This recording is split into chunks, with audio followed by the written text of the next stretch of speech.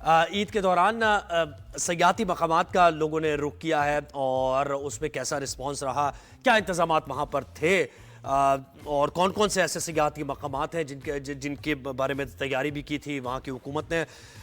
ईद उल फितर की छुट्टियों के दौरान खैबर पख्तूनख्वा के सयाहती मकामात पर मकामी सयाहों का रश देखने में आया।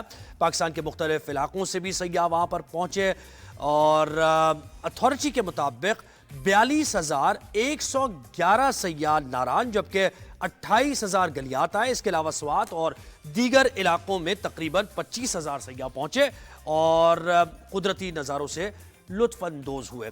इसी पर हम बात करेंगे। जाहिद चंद वज़ीर आला खैबर पख्तूनख्वा के मुशीर बराए सयाहत व सकाफत है। बहुत शुक्रिया जाहिद साहब, आपने हमें वक्त दिया। क्या नंबर्स बता रहे हैं, कितने लोगों ने रुख किया और क्या पिछले साल की निस्बत ये ज्यादा था? क्या इंतजामात आपने किए थे इस सिलसिले में? कैसी रही ईद की छुट्टियां? बहुत शुक्रिया जी जोहेब साहब। देखें, जहाँ तक इंतजामात का तल्लक है, आपने देखा माशाल्लाह ईद के 3 दिन बड़े अच्छे गुजरे। कहीं से आपको भी, हमने भी देखा कहीं कोई कंप्लेन नहीं आई। यहाँ पे हमने हर किस्म की फैसिलिटीज़ दी टूरिस्ट को। इस टाइम पे जो टूरिस्ट आए हैं तकरीबन 24 से 25,000 के करीब गाड़ियाँ यहाँ पे इंटरव्यू, और तकरीबन 1 लाख के करीब करीब 3 दिनों के अंदर टूरिस्ट यहाँ पे हमारे नादरन एरिया में आए। और ख़ास तौर पे ज़्यादातर जो उनसे है वो आपको पता है गलियात है, नारान है, चोगरान है, कागान है, मानसर है, मारम जब्बा है, और चित्राल में गर्म चश्मा और दीगर जो छोटे छोटे मकामात हैं वहाँ पर आए। हमारे जो इंतज़ामात थे आपके सामने हैं कि क्योंकि ये सीज़न था और मौसम भी आपको पता है सर्द था, तो स्नो का जो मसला था वहाँ पे हमने क्लियरेंस की है। हर जगह पे रोड्स को क्लियर किया, पार्किंग के इश्यूज थे उसको हमने क्लियर किया। फिर आपको पता है स्याह आते हैं, सफाई का मसला होता है, उसके लिए हमने काफ़ी अपनी जितनी भी अथॉरिटीज़ थी, इन तमाम अथॉरिटीज़ को हमने इनको एक्टिव किया हुआ था। और इनकी जितने भी आगे जो लेबर्स थी इनको इनकी छुट्टियां मनसूख की हुई थी हमने। फिर हमारे जो वाशरूम का सिलसिला था उसको हमने बेहतर से बेहतर किया इस सीज़न में, क्योंकि पिछले सीज़न में भी जो सयाह आए थे वो भी एक रिकॉर्ड था, तकरीबन 2 करोड़ के करीब सयाह आए थे। तो इस दफा इंशाल्लाह उम्मीद करते हैं इससे डबल से भी इंशाल्लाह ज्यादा आएंगे। नहीं तो कम आने की वजह आपने, क्योंकि आप कह रहे हैं 2 करोड़, तो इस साल तो तकरीबन 95 लाख, आप 95,000 आप कह रहे हैं ना? 95,000 कह रहे हैं। ये तो 3 दिन का है, वो तो सीजन की मैं बात कर रहा हूँ। अच्छा, सीजन की बात कर रहे हैं आप? ये अभी तो सीजन स्टार्ट हुआ है। सही सही तो सही। आप इससे अंदाजा करें कि सीजन स्टार्ट होने में ही 3 दिन के अंदर इतने इतने लोग हमारे 1 लाख के करीब सयाह आ गए। अच्छा, कौन कौन से ऐसे खास कौन कौन से ऐसे मकामात थे जहां आपने इंतजामात ज्यादा किए हुए थे और फोकस सयाहों का रहा वहां? देखें, खास तो ज्यादा जो आपको पता है गलियात का है, नारान है, शोगरान है और कागान है, और उस तरफ मालन जब्बा है स्वात वाली साइड पे। तो ये यही एरिया जो है हमारे यहाँ पे टूरिस्ट की ज्यादा जो उनसी तादाद आई, और हमने बेहतर तरीके से इनको फैसिलिटेट किया, क्योंकि हमारे पास टूरिज्म पुलिस एक मौजूद है जो जिनकी हमने छुट्टियां मनसूख की, और उन्होंने बड़ा बेहतरीन किस्म का वहाँ पे अपना अपना इंतजाम किया। और ये बताएगा कि ये टूरिज्म के लिए कितना फायदेमंद है, कितना रेवेन्यू जनरेट किया जा सकता है? तो खैर मुल्की सयाह है, गैर मुल्की सयाह भी अगर पहुंचे, और ये बड़ा नंबर है, 95,000 लोग अभी 3 दिनों में ही आ गए हैं, तो काफी ज्यादा ये बूस्ट मिला होगा टूरिज्म डिपार्टमेंट को। देखें, इसमें हमारा टूरिज्म डिपार्टमेंट के लिए एक तो ये है कि आपके पास जब टूरिस्ट आता है तो उस इलाके में भी जो सा है रोजगार मिलता है लोगों को कुछ ना कुछ चीज़ों का, क्योंकि ये नादरन एरिया होते हैं। यहाँ पे आपको पता है कोई इस तरह की हमारे पास इंडस्ट्रीज नहीं लगी हुई, चीज़ें नहीं लगी हुई, तो लोग सारे इन्हीं टूरिस्ट पे ही डिपेंड करते हैं।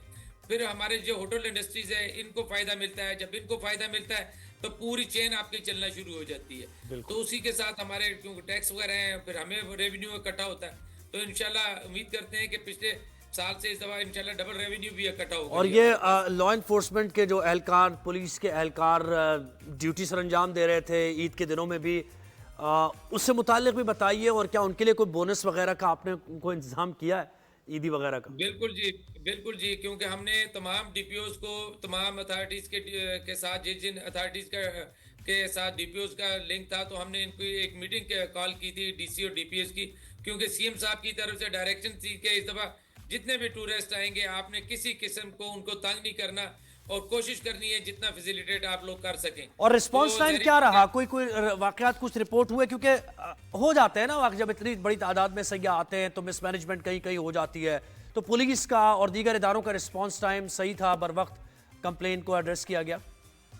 बिल्कुल जी, बहुत अच्छे तरीके से हुआ। यहाँ पे तो आपको पता है वन व्हीलिंग का इशू बना रहता है हमारे पास, तो वो उस पे हमने बिल्कुल जो उनसा बैन लगाया हुआ था। किसी किस्म के हुल्लड़बाजी और वन व्हीलिंग पे कोई किसी किस्म का कोई कॉम्प्रोमाइज नहीं था। तमाम डीपीओ अलर्ट थे, तमाम हमारी जो उनसी टूरिज्म पुलिस अच्छा, अलर्ट ये थी। बताइए कि इससे अब मजीद क्या, यानी अभी तो खैर सीजन शुरू हो रहा है, तो कितने ऐसे मकामात हैं जिनको अभी तक एक्सप्लोर नहीं किया गया है और आप उसकी प्रमोशन भी कर रहे हैं कि वहां भी सयाह पहुंचे? क्योंकि अब कंट्री साइड तो पूरा मतलब स्विट्जरलैंड से बेहतर ही है अगर इसकी प्रमोशन बिल्कुल की जी। जाए। तो कौन कौन से ऐसे नए मकामात हैं जिनको इंट्रोड्यूस करा देखिए आपने? अभी अभी नए सीजन के साथ ही हम चित्राल में हमारा टर्मीज एक है सिमट करने जा रहे हैं हम। ये एक हिंदू का सिलसिले की बुलंद तरीन चोटी है, जो जिसकी तकरीबन आप ये देख लें कि सतह जमीन से ये 7,708 मीटर इसकी ऊंचाई है। अब यहाँ पे पहले गैर मुल्की को पैमा यहाँ पे आया करते थे और उनको एक फीस देना पड़ती थी। वो तकरीबन आप समझ लें रियल्टी फीस वो थी, तो वो तकरीबन $5,000 थी। अभी सीएम साहब ने ये किया है कि हमारे सीएम साहब अली अमीन गंडापुर साहब ने ये फीस उन्होंने रियल्टी जो सी है इसको वेव ऑफ कर दिया है। और उसके लिए हम एक बहुत बड़ा भी हम प्रोग्राम करने जा रहे हैं और वो इसको हम लोकल भी और इंटरनेशनल तौर पे भी तमाम गैर मुल्की जो को जी, पैमा है इनको इनवाइट करेंगे। इनवाइट करेंगे, और बिल्कुल ऐसे ही है। फिर अभी हमारा पोलो फेस्टिवल आ रहा है, फिर चंदूर आ रहा है, फिर और दीगर हमारे जो मेलों का इनकाद है वो अभी शुरू हो रहा है क्योंकि सीजन अभी स्टार्ट हुआ है जी। बहुत बड़ा, बिल्कुल बहुत स्कोप है इसमें। अच्छा, इससे पहले अभी हम खरीदारी की कुछ ईद की शॉपिंग की बात कर रहे थे, तो उसमें कराची के मामला तो खैर इतने बेहतर नहीं थे, शॉपिंग कम हुई है। लेकिन इन 3 दिनों में टूरिज्म से कितना, यानी टेंटेटिव अमाउंट अगर हम अंदाजा करें, कितना कमा लिया गया होगा, कितने पैसे इसमें?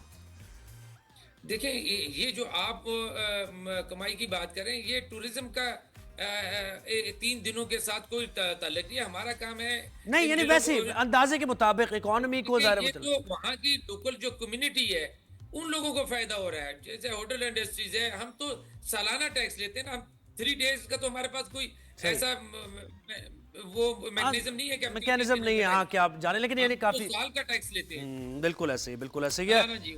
बिल्कुल ऐसे ही है। टूरिज्म तो एक बेहतरीन जरिया है पूरी दुनिया में, ज़ाहिर है पूरा यूरोप आप देखें अभी कि तो टूरिज्म के जरिए रेवेन्यू जनरेट कर रहा है। बिल्कुल ऐसे ही। बहुत शुक्रिया जाहिद चंद ज़ेब साहब, आपने वक्त दिया। जनाब, 3 दिनों के दौरान, ईद उल फितर के जो 3 दिन थे, इस दौरान वही बता रहे थे तकरीबन 95,000 सयाहों ने मुख्तलिफ मकामात का खैबर पख्तूनख्वा में रुख किया है। बड़ी खुशाइंद ये बात है। टूरिज्म के डिपार्टमेंट से मुताबिक अगर हम बात करें तो बहुत ज़्यादा इसमें इन्वेस्ट करने की ज़रूरत है और प्रमोशन करने की ज़रूरत है।